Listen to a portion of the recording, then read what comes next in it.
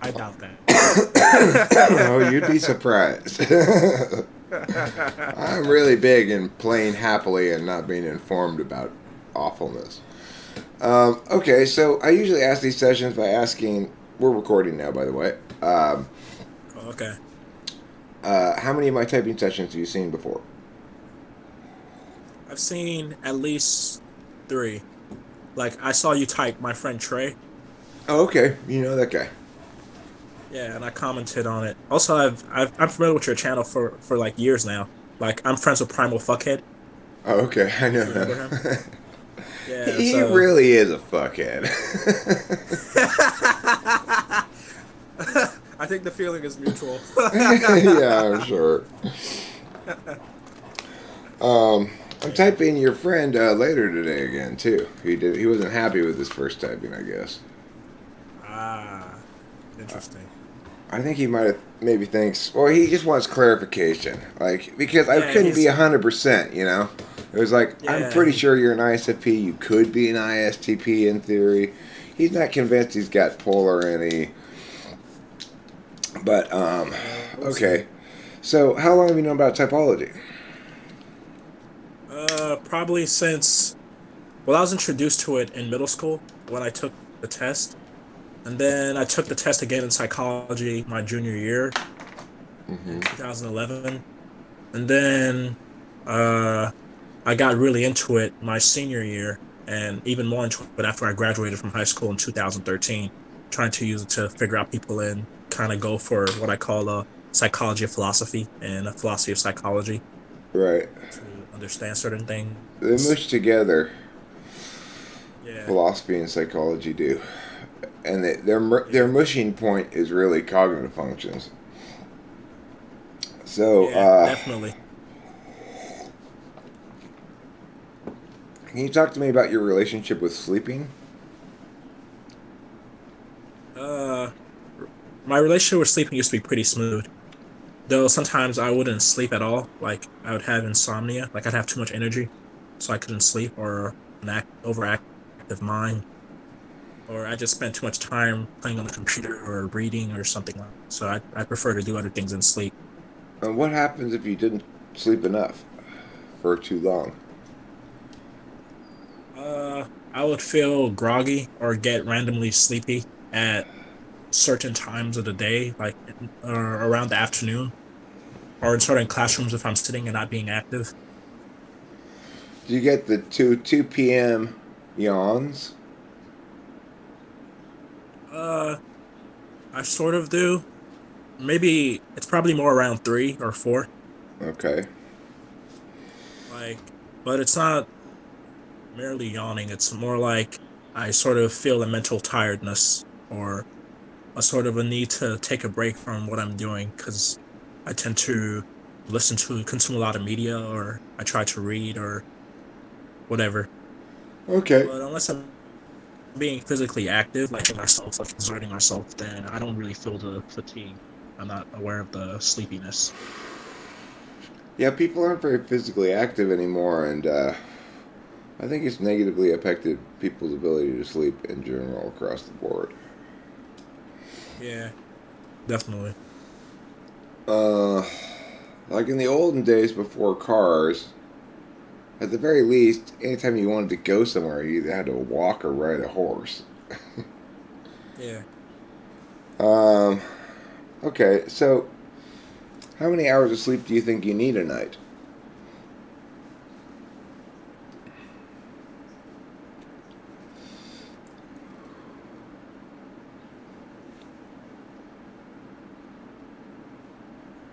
Are you still there? Yeah, can you hear me? Oh, Yeah, I can hear you. I think my internet just disconnected for some reason. oh, okay. How many hours of sleep do you need a night? At least 4. Okay. And how often do you get that? Like, Well, I try to get at least now. I try to get at least 8 hours because sleep has become very important to me, and I also enjoy dreams. So okay. Do you take any sleep aid medications, either over the counter like Unisom or prescribed like Klonopin? I used to take, I think it's called, I forget. It starts with an M, but I used to take that in high school when Melatonin? I was having, yeah, melatonin. Yeah, I used to take that in high school when I was having problems with sleep. Did it work? But not really.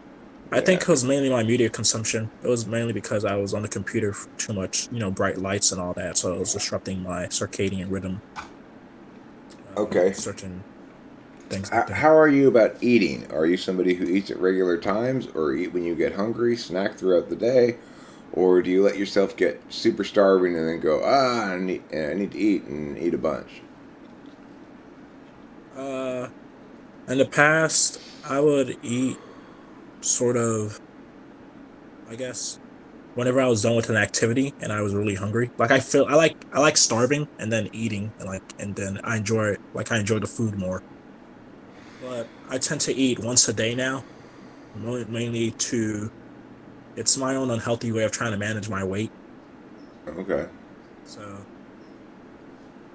I tend to eat around between 4 and 7. So I'll eat one big meal and that does me some good. Aside from that, I don't really need to eat much, but when I do eat, I eat a lot. Mm. I used to be on that one meal a day diet, except during the day, I'd eat candy and drink soda until I was just like feeling like I was gonna die. And then like 2 in the morning, I'd go to Denny's, and I'd get like the biggest thing they had. I'd eat it all, and then I'd go home, and go to bed, repeat the next day. Yeah, I Um, understand that. okay. Do you have any bad habits like smoking that you think of as bad habits? No, Okay. I guess watching porn or masturbating, if you can Do you consider that a think bad do you habit. think of it as a bad habit? Well, it depends on how excessive it is, or like, a part of me, I wish I had my sexual desire under control, like, almost as if I had none, but that's due to some Buddhist influences. 16 So hours a day of rubbing one out is too much. more like rubbing one out 20 times a day. Okay. Yeah, that's beyond the scope of Eric's imagination.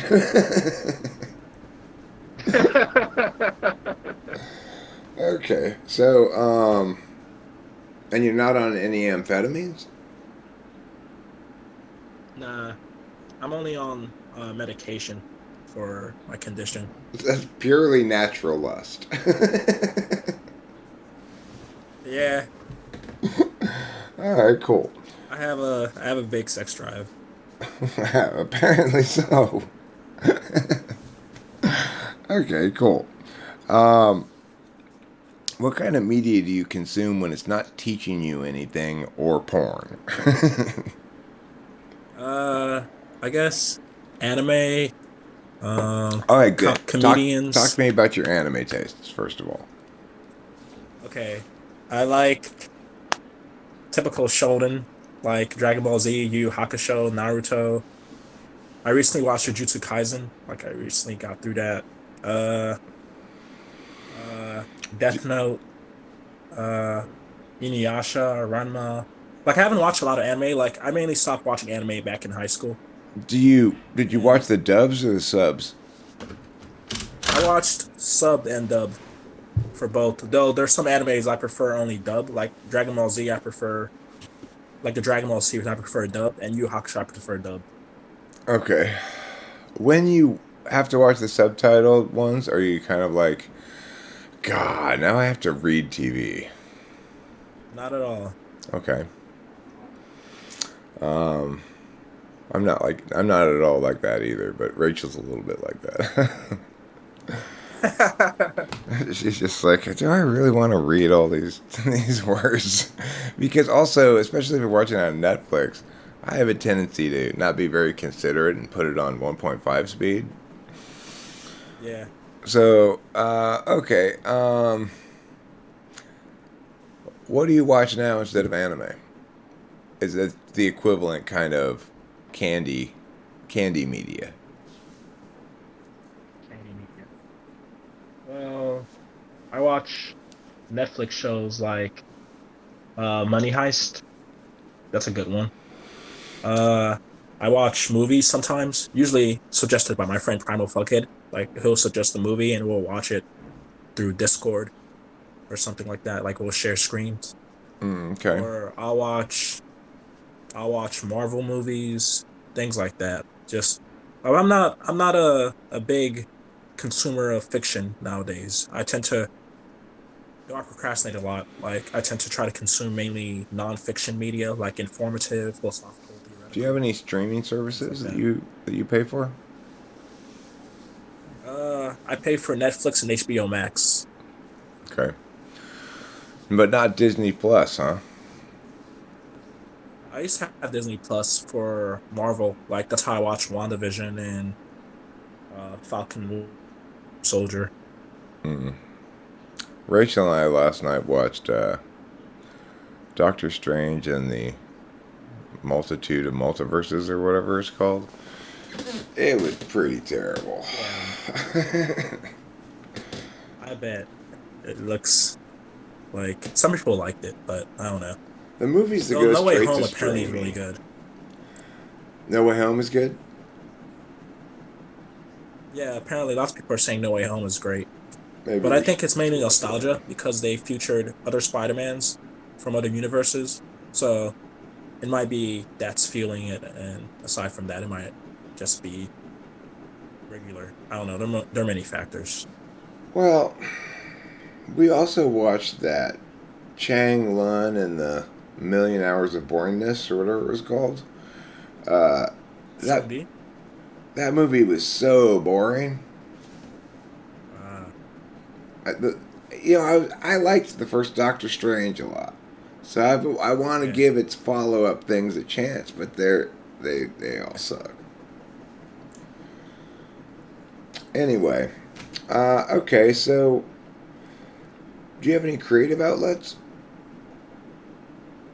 Uh, I used to write songs, compose music, and write poetry and short stories and dance and sing. When did you stop being creative? Uh, when I got my condition, like as my condition worsened and like I turned more, like I became more, I became more philosophical. So that's where my creativity was mainly going to deal with ideas and stuff. But even with that, I don't do it as much anymore because it's difficult for me. Okay, if you had to pick one one role in a contest, either judge or competitor, and the contest was to write 5 poems in 20 minutes.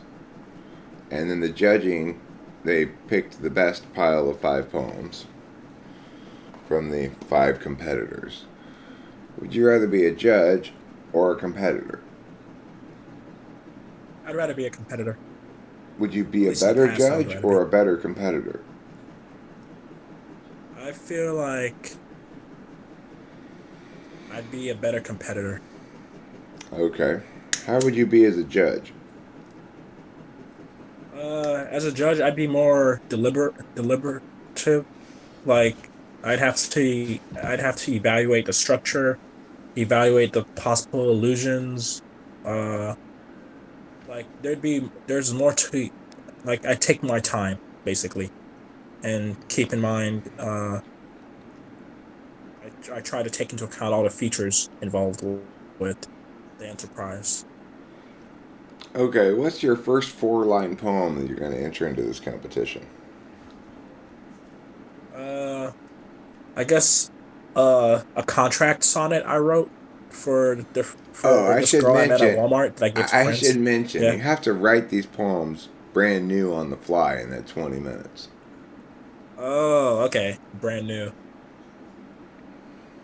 Uh, well, I Is, trouble with ideating now, so I can't really like go top of my head anymore. do you think that's because of the drugs you're on?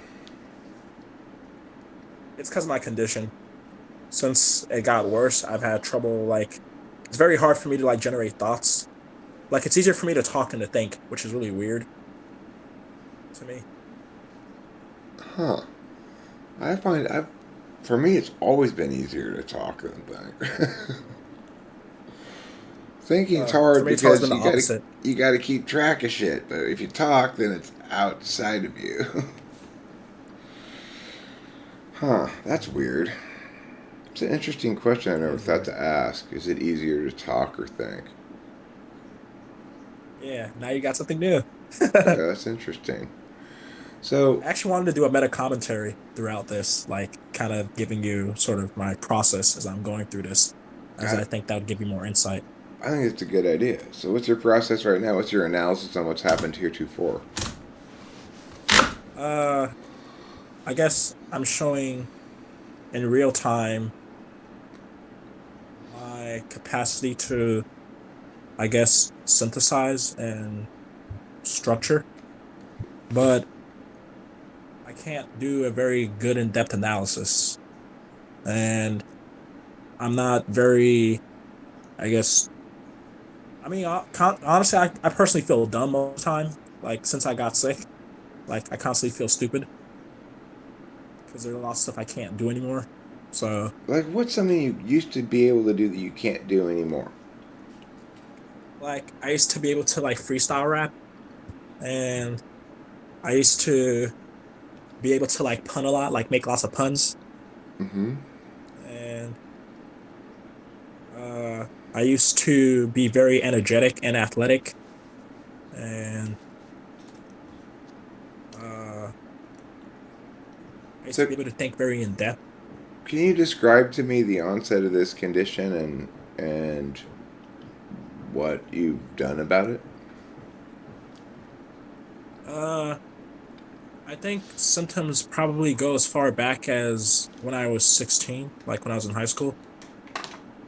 But it was depression then, and then I started gaining. It became a lack of traction in my attention, like not being able to focus, not being able to pay attention, and some thought blocking. And then eventually my attention got worse. And then eventually I lost operations altogether. And then I had an episode where I heard a voice that was pretending to be God, and it could also take over my body and puppet me around and control me. It was like a possession almost. And then I went to the hospital for a while. I got out, then I went to the hospital again. And then uh eventually they started giving me Invega Sustenna, which it doesn't really do anything because the condition, the positive symptoms, the voice and the some of the physiological controls, it kind of went away. So the Invega Sustenna is sort of like it's sort of like a fail safe. I'm only taking it because I suspect it might do something or it might be doing something, but I don't really feel any different whether I take it or not. Um, So that's what I'm doing about it. so did that episode occur after a long period of no sleep? Not really. It kind of came out of nowhere. Like I went to church with my friend, and we and I was praying, saying like I really want to know God, but in a very like a tangible way. Like I was praying to him, asking like this is in a Christian context, Protestant. I don't know this church's denomination, but whatever. And uh, so then something started moving me, and then I went to my mom's house, and uh, I told her something is moving me and trying to like make me talk, like it was moving my mouth as if trying to make me speak. And then she told me just pray and ask God what He wants to tell me. So I did. And next morning I woke up and I could hear in the top of my mind, in the corner, like a voice speaking to me. So What was it saying? uh I don't fully remember, but it basically said it was God and it had heard like it was. it just started talking to me, and I started asking it questions, and it could like alter my posture. It could like even drive for me. Like it was crazy. It was like the weirdest thing ever. I've never experienced anything like it, and I've looked it up, but I couldn't find much information on it. Are you sure it wasn't God? Yeah, I'm pretty sure it wasn't God because uh at least now, like in hindsight, I wasn't sure because I was like, maybe this is God because well, how else could it control my body and how else could it like generate some of my thoughts for me? Well, I mean, And hadn't you just it's asked for a tangible manifestation? I had that's one of the reasons why I was like, this is God. And also in my family life, in my culture, like my uncle's like considered a prophet. My mom is considered a prophetess. Like they have dreams, they have visions. Like my mom has dreams that sometimes come true, or usually come true. Like if it's and it's very specific. Like there's a specific alignment, things like that. And uh like so and I'm part of a church where people get moved, like they get physically moved and they speak in tongues and they give like prophecies and things like that. So having that context, it kind of primed me to associate any encounter I had with any unusual phenomena as being God. But if you're part of that So it was church, very hard to convince me out of it why don't you believe it is such then? because it tried to get me to, I guess, quote unquote sin, and it was very contradictory. It was very inconsistent. Like it kept on breaking syllogism. It would lie to me a lot and Okay, well, yeah, that's not it God ruined then. my cognition. Yeah, it ruined my cognition. Like all sorts of stuff. Like just there were just blatant things that were like in hindsight, this is obviously not God. Like it's putting you in danger. Like it got me lost for 3 days. I had to sleep in the forest and sleep on a bench. Like it made me walk around for hours and hours and so things like that. Okay, well, that's definitely not God then. God It's definitely doesn't not a God of the lie. Bible. God doesn't lie. Satan lies. Yeah. Um, okay. So, and then that hasn't ever occurred since? No. There was a moment actually there was a brief moment where it took over my body and it made me speak and it was like you are mine. Like it made me say that out loud in a very creepy voice. It was really weird. Oh, wow, that's paranormal. I think it's Okay, physiological. so you see it in terms of conventional modern explanations as simply schizophrenia. Well, I suspect there's probably a dimension to that's maybe paranormal given my cultural context because I'm Ghanaian, like that's the background I come from. So I suspect there's something maybe spiritual, demonic, but there's no way to trace it to it, and there's no way to like isolate and verify. So it's If like it's you're just from narratives that I can use to Ghana, interpret things. if you're from Ghana, you should talk like this. Oh, welcome to Africa. Unless I was raised here, which I was. Oh, okay.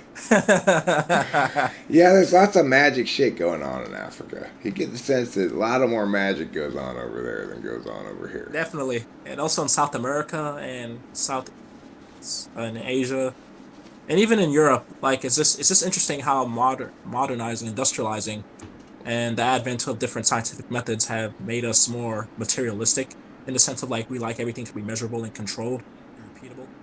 But that's not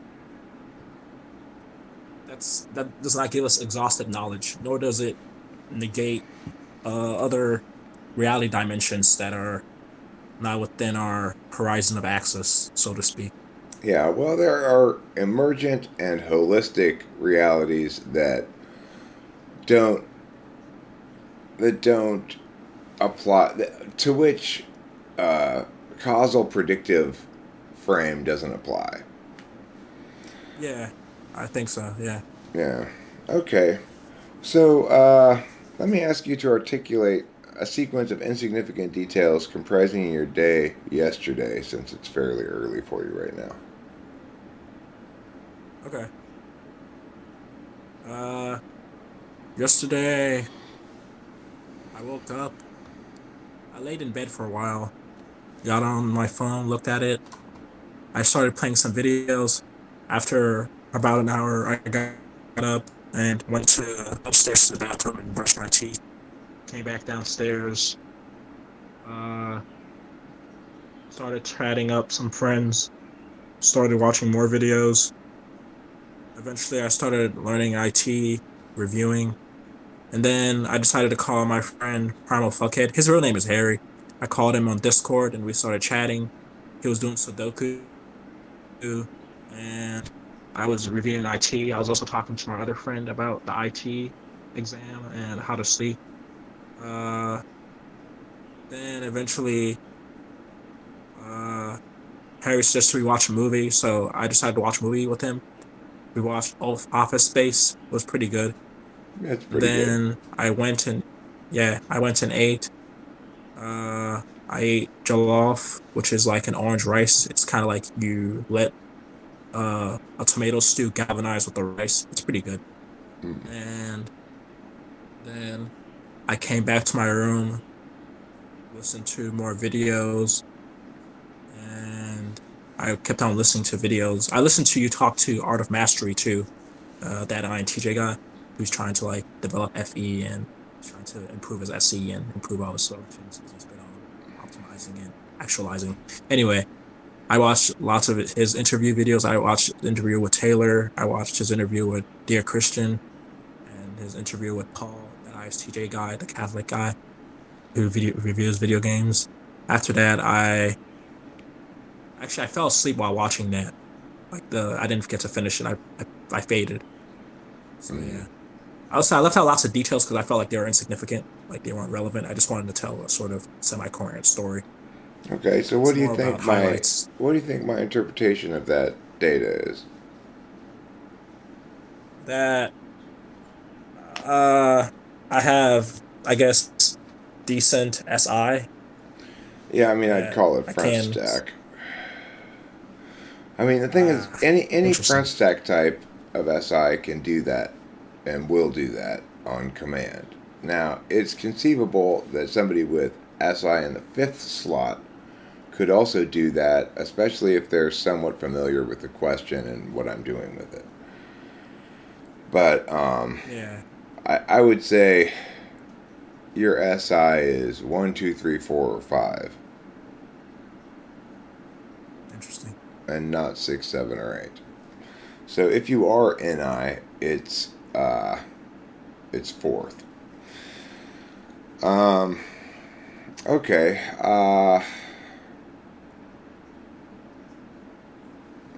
When you used to freestyle rap,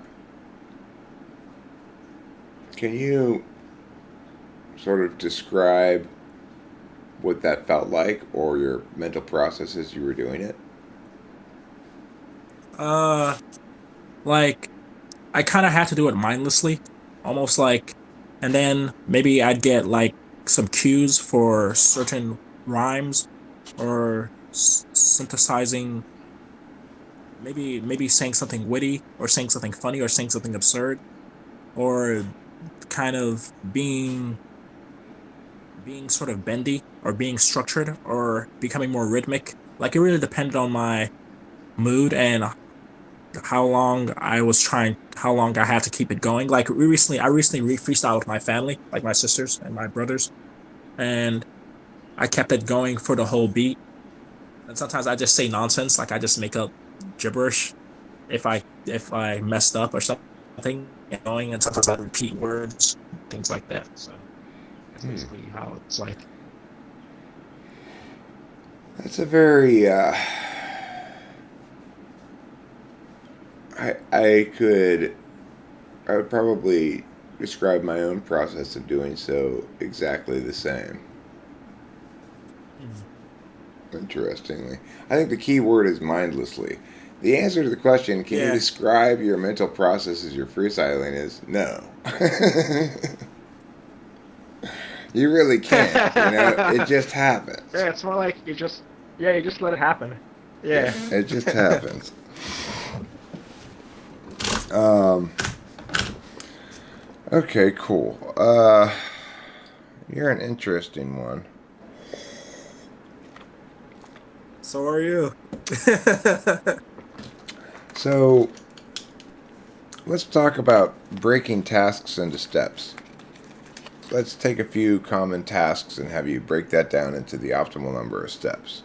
Task number one is doing the dishes. Okay.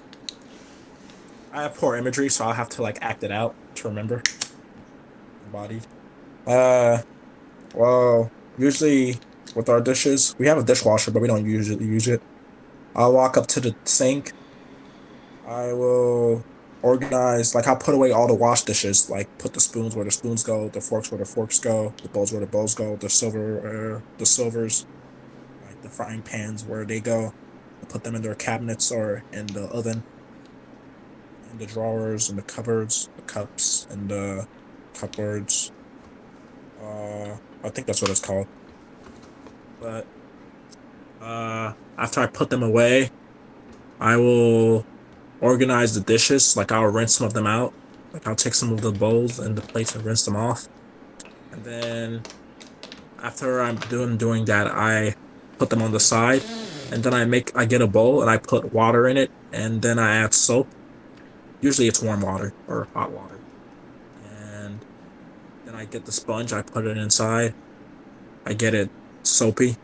And then I take a dish and then I start going through them one by one. Usually I do the big ones first. Sometimes I do the small ones first. It depends on my mood.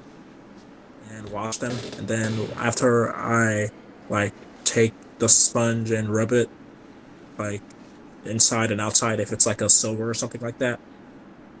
Or if it's has food stuck in it, I'll put water in it and let it sit there overnight or sit for a while. Or I'll take a spoon and start scraping on the inside. I'll start scraping it out. Uh How many I'll how take a many steps metal. is that? Oh, sorry. I think I'm doing SI. I don't think I'm operationalizing. Right. I'm Okay. just remembering how I do it. Okay.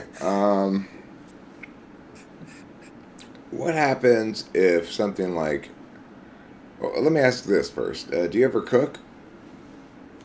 Sometimes, usually with my mom, but I have a horrible memory for cooking. I have to write down the recipe or to go find the recipe.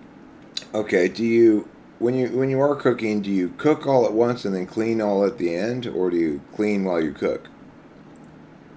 I I clean at the end. Okay.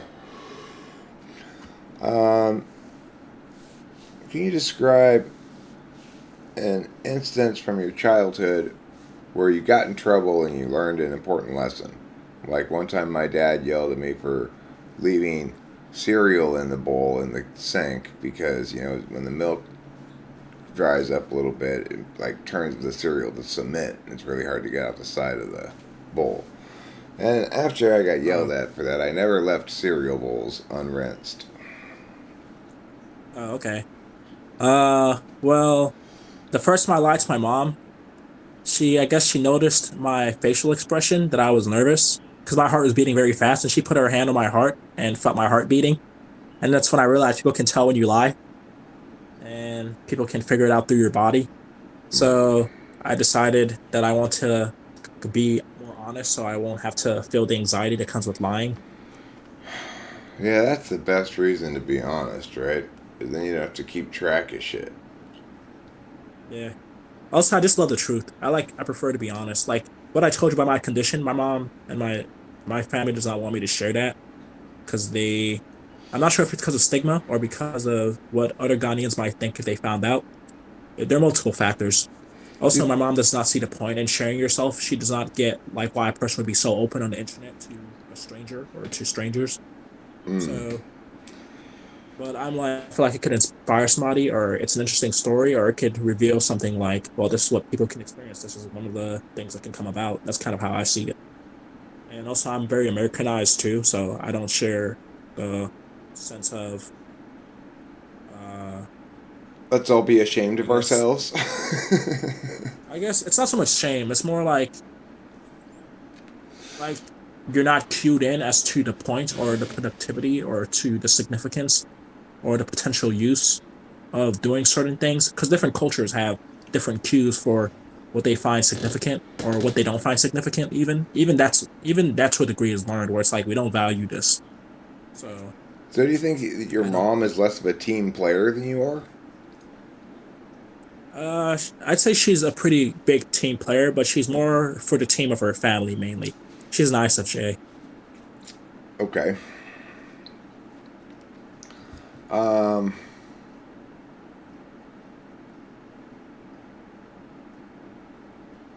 Hmm. Okay. You're a bit of a conundrum. Uh, what's your relationship with task completion? uh, I don't usually like depending on the task. If I'm familiar with it, I'll have a method, like the most efficient or adaptable method to get things done. But aside from that, I tend to do tasks the same way I write, where it's like I put a bunch of content and then I shape it up into a form.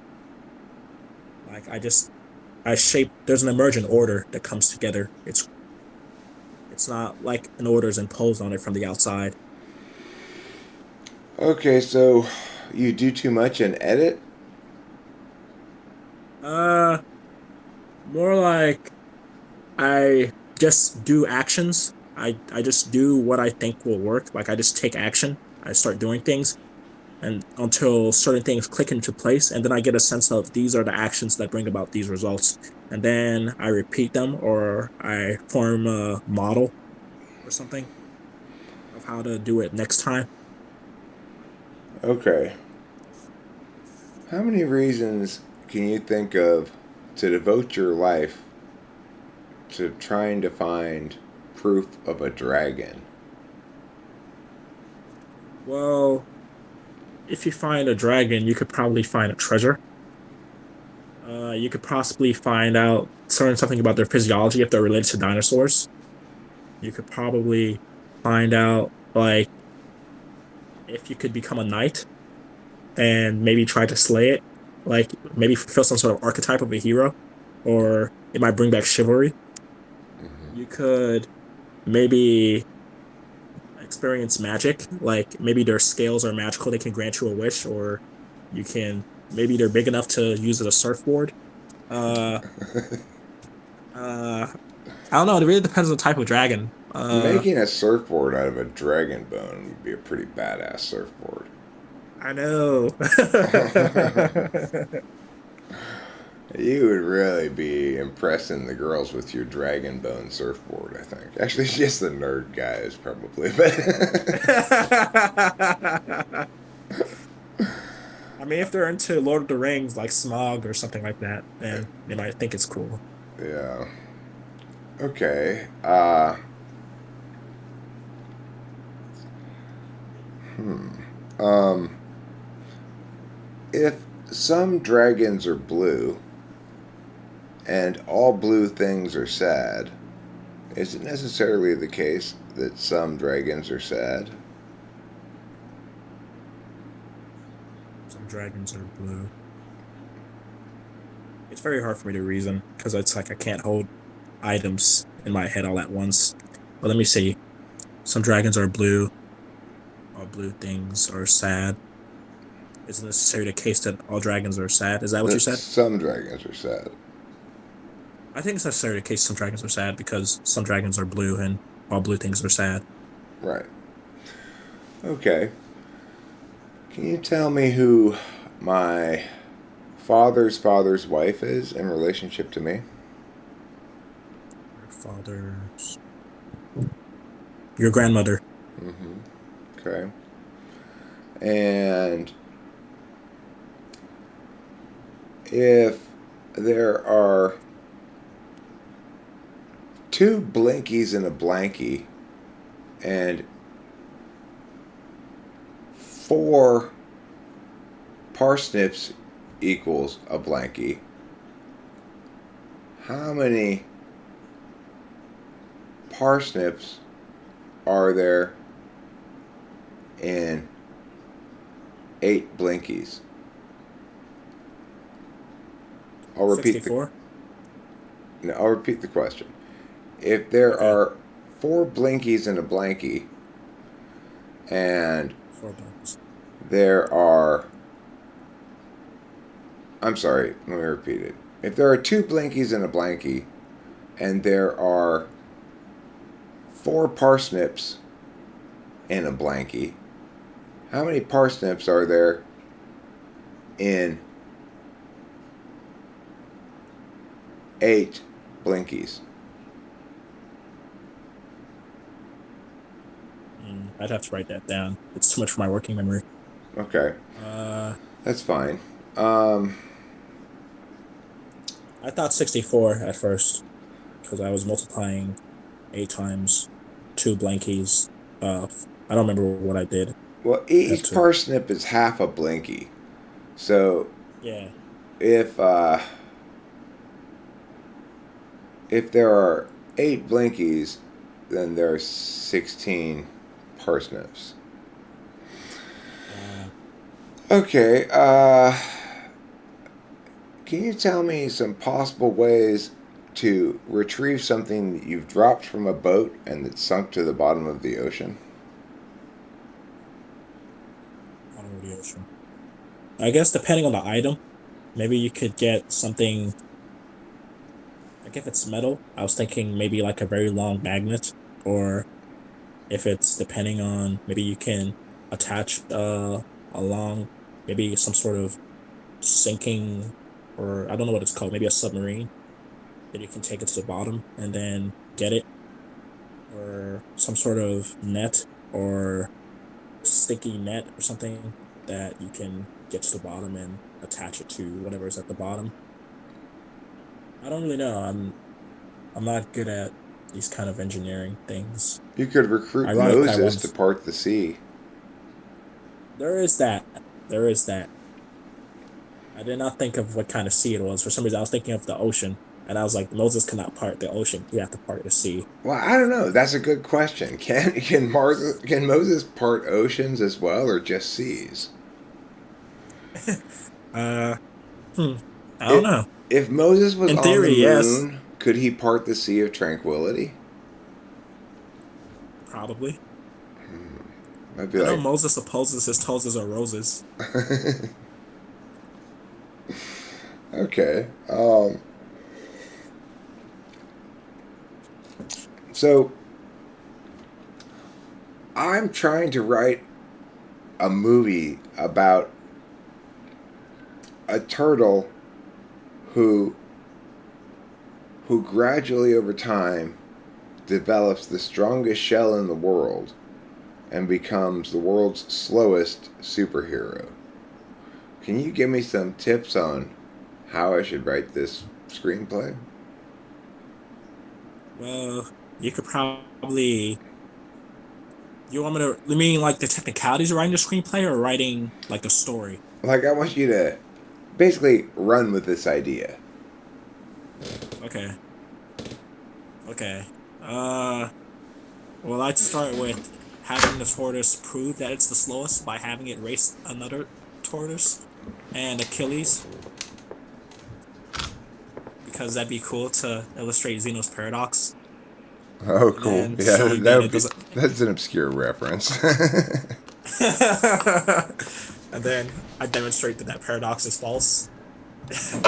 uh, I also try to figure out what the purpose is, or rather the utility of being a very slow turtle. Like, what kind of benefits it could have aside from uh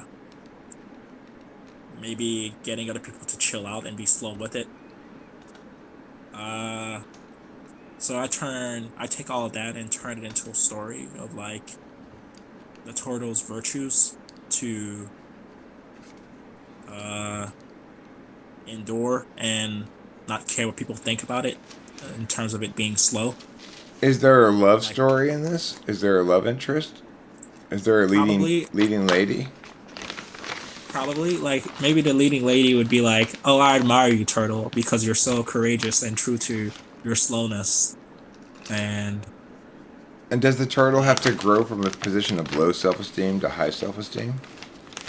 I think it does. That's part of its uh character development.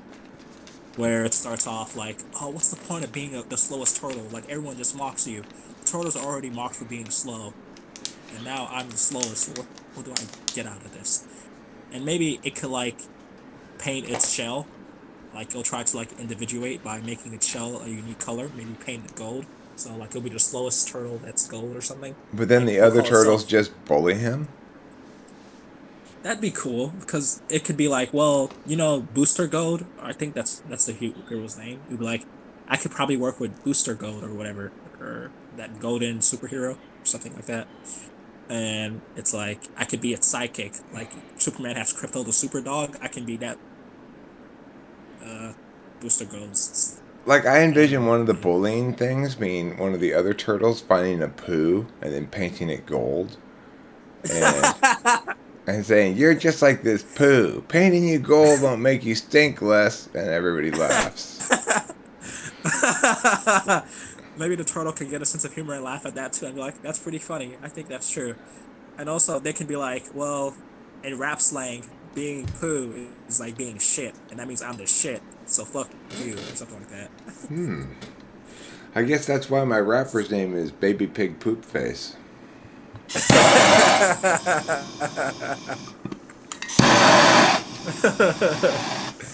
Yeah, it's one of those things. Ah!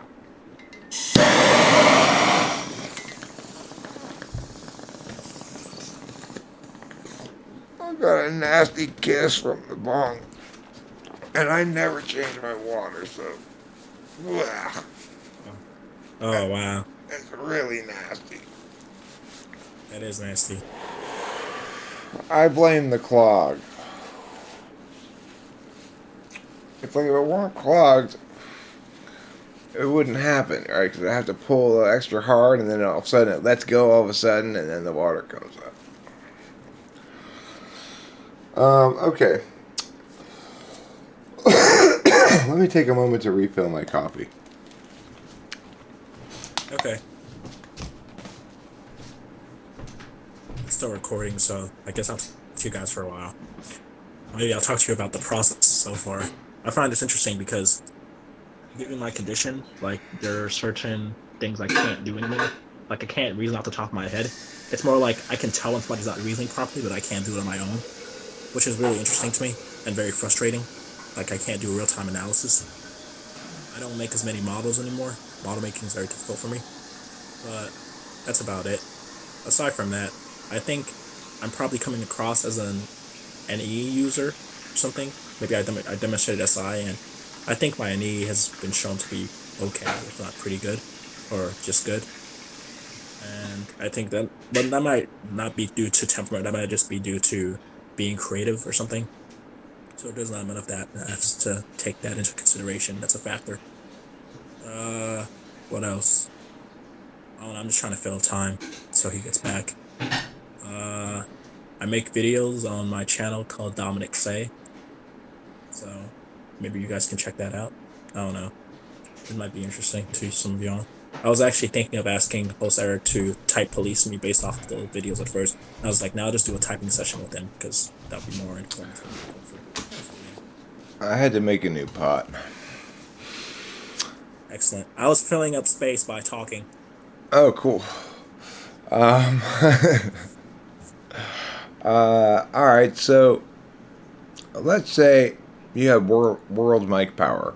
You have the mic for 30 seconds, and whatever you say gets broadcast into every language and put directly into everybody's ears. What do you say? Hmm. Well, that's a difficult question because it's like, would I say something universal in the sense of being accessible to everyone, regardless of culture, regardless of paradigm or worldview or values? Would I say something entertaining? Maybe make the whole world laugh all at once or something? Well, not all at once, but something. Maybe say something funny that make everyone laugh, make everyone feel good. Or will I say something that makes people feel valued, like intrinsically valued, and encourage them in life or something? Or will I say something that broadens people's horizons? I don't know. Like they're just There's so many different things I could go with. Okay. Are your feelings more revelatory regarding what is important to you or where you need to draw the line? What's important to me? Okay. And what causes you to lose respect for somebody more? If they show a disregard for the truth or a disregard for other people's feelings? Disregard for the truth. Okay. And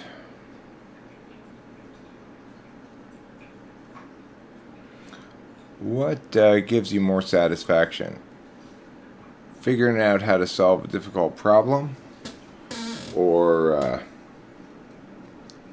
schmoozing schmoozing your way through a difficult situation? Mm, I'd say solving a difficult problem. Okay. Though with the situation, depends on the situation. Like if it's like getting a girl's number or something like that, then yeah, That's pretty satisfying. yeah. Yeah, I mean, there's never been a guy who's successfully walked away with a girl's number who hasn't gone, yes. Definitely. That's a triumph baby moment. Yeah. Um, okay, do you ever watch videos of things on YouTube just because they're cute? Like yesterday I was watching, I just couldn't help it. It popped up as like an auto thing on my phone and I just kept watching without the sound on, of this baby monkey who was trying to protect this kitten unnecessarily from the kitten's mother. It, Wow. I just couldn't help but watch it because it just made me laugh for being so cute, you know. Do you ever watch cute things? Not really. I watch cute girls though. Okay, that's different. That's a different kind of cute. I try not to, because I'm in a relationship. As Of I've gone course. go through the world, I'm pretty diligent about not checking out chicks, and in circumstances where Rachel might be able to notice me checking out chicks, and she's gonna notice. She doesn't. You don't slip a lot of shit past her. I'll tell you that. Wow, that's pretty good. That's a good way to Uh, be. okay. Uh, where am I gonna go here with these questions? So, what makes you more angry at yourself? If you stub your toe or if you say something awkward? If I stub my toe, Okay. How about if you say something awkward or say something illogical? say something illogical. Like I've said lots of illogical things while talking to you, and I'm like, damn, I'm making myself seem stupid. Can you tell me an example of one? I haven't noted any. Like the blank keys and the whatever it was, because I couldn't hold it in mind, and I can't Okay. visualize either, so I couldn't like do the Okay. operation on them. Okay, well, that wasn't saying something illogical. That was not not answering a TI question, which is a very different matter. Saying something That's true. illogical is like saying well, I'm sure the food's going to be delicious. Though they're serving hamburgers after all. I mean, that's kind of illogical, Yeah, right? It's like that's illogical. because it could be bad hamburgers. That's true. I guess I was thinking in terms of the deduction, like how I coordinated the elements to like render my answer.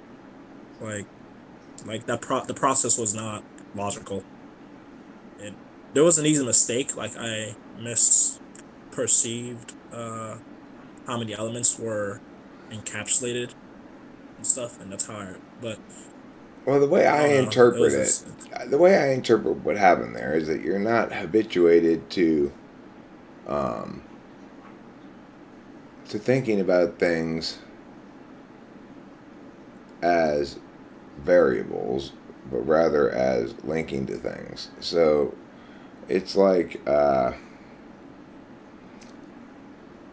with that blinkies and blankies thing, right?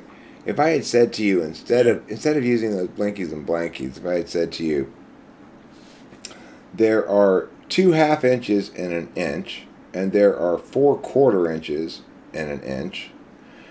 How many quarter inches are there in 4 half inches? You would have had a much easier time figuring it out. It's the same question. It is the same question, but even then, my mind jumbles up. Like I can see my working memory scrambling and losing things as you're saying it. So I'd have Oh, to write it down. Like I could do it like in front of me, but I just can't do it mentally anymore. okay. Uh,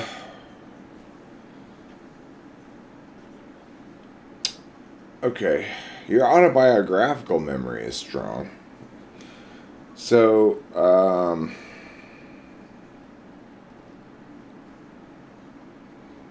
all right. Well, let's try this then.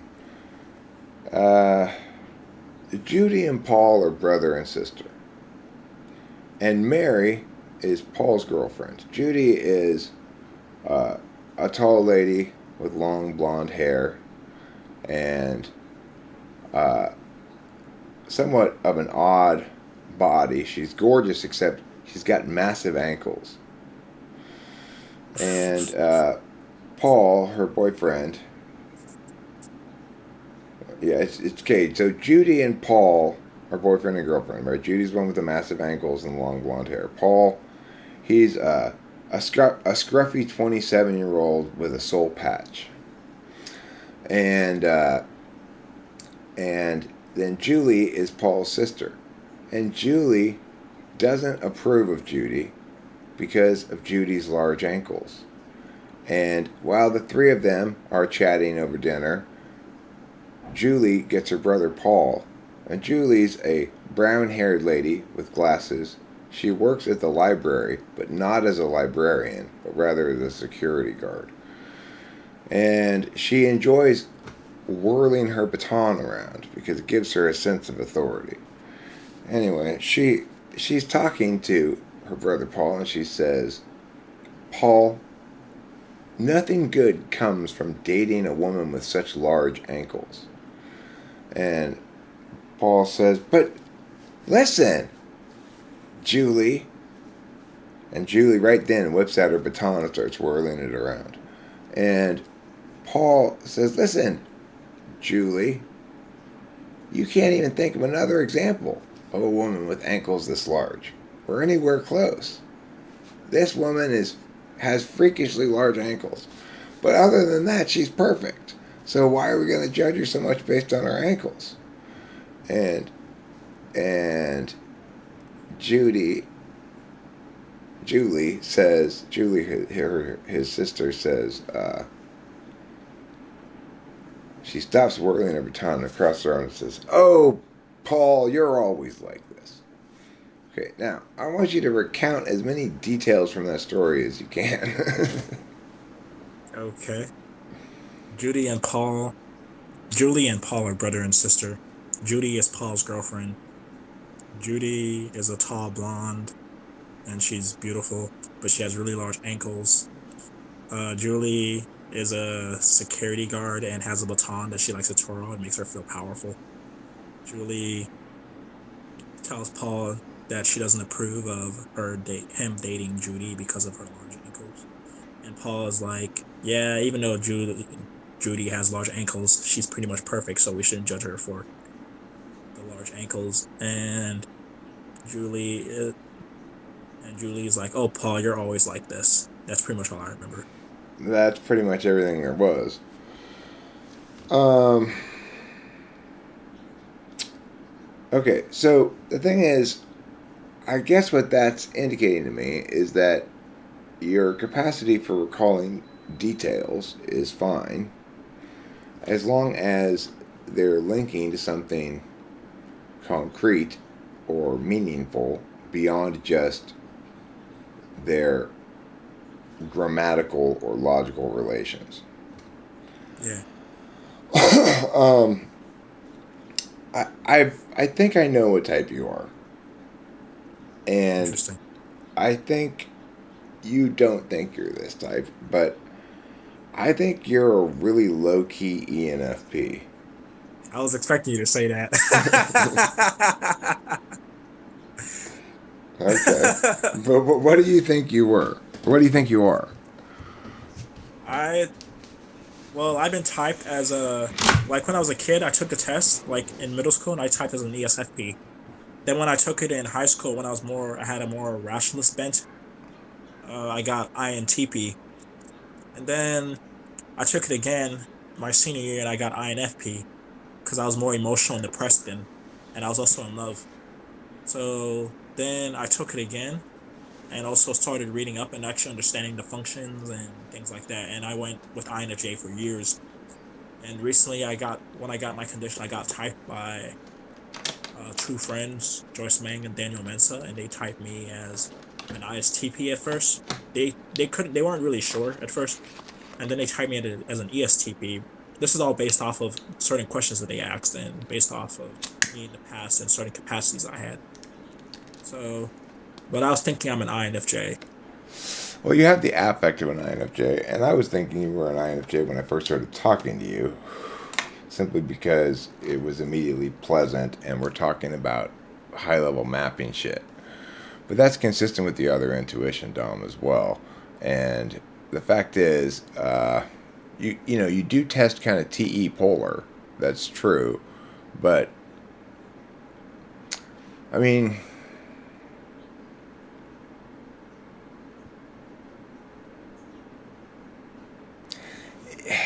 you're a tricky one.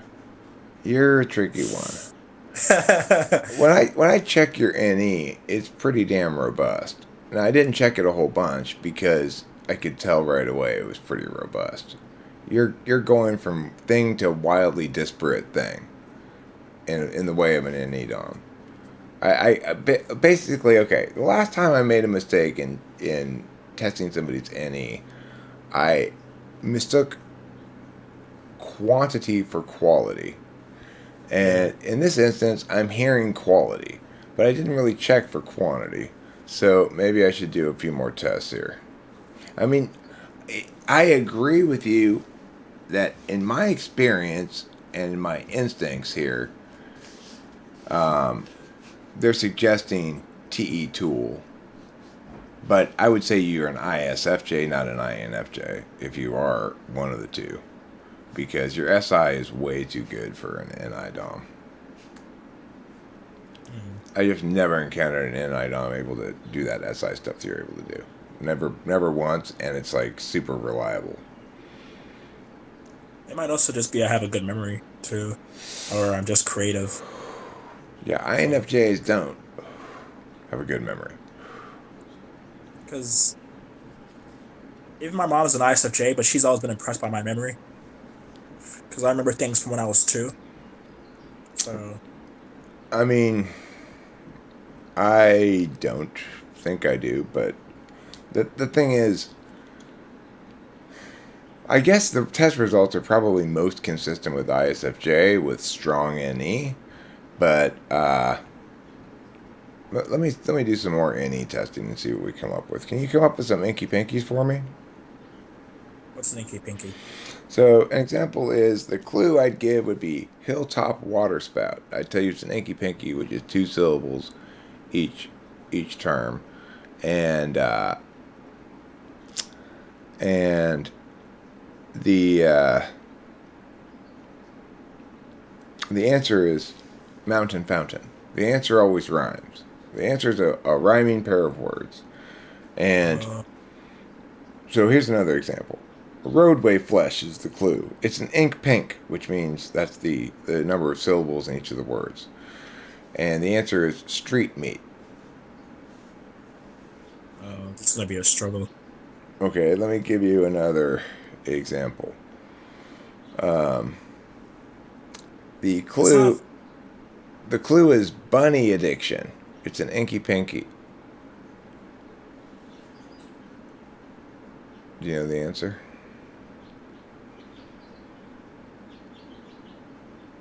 Uh, no. Rabbit habit. I was thinking rabbit something, but I was just like, Okay, I was so like, you're yeah. not probably not an ENFP. I'm also impaired. You have to understand that. Like these the blanky and this hanky panky game in the past they would have been much easier. But there's certain things I can't do. I don't know why, and I'm trying to figure out what it is I can't do. So this is very insightful for me. Where it's just like, I guess I can't do that with these, or I'd have to write Okay, that down. well, I mean, you may have good reason to interpret some of these results skeptically, and more good reason than the vast majority of people do. Yeah, That might be the case, but based on that double checking your NE, I my typing of you is ISFJ. interesting. So take it for what you want. You may agree or disagree with it. The question of the extent to which some sort of traumatic brain event, be it an injury or since condition or something like that, can impact the tests is an open question. So it shouldn't impact your actual function stack at all, but it may very well impact the things I rely on to check that function stack, right? Because the things I'm using to rely on to check your function stack are not the functions themselves. They're things that Yeah. link very strongly to those. So if my Mm, test is something that's impaired by your MIA, it doesn't change your cognitive function stack, but it does invalidate my test. I So understand. it may be the case that you are somebody who invalidates the test for one of those reasons I just articulated. And in that case, I can't say for sure what type you are.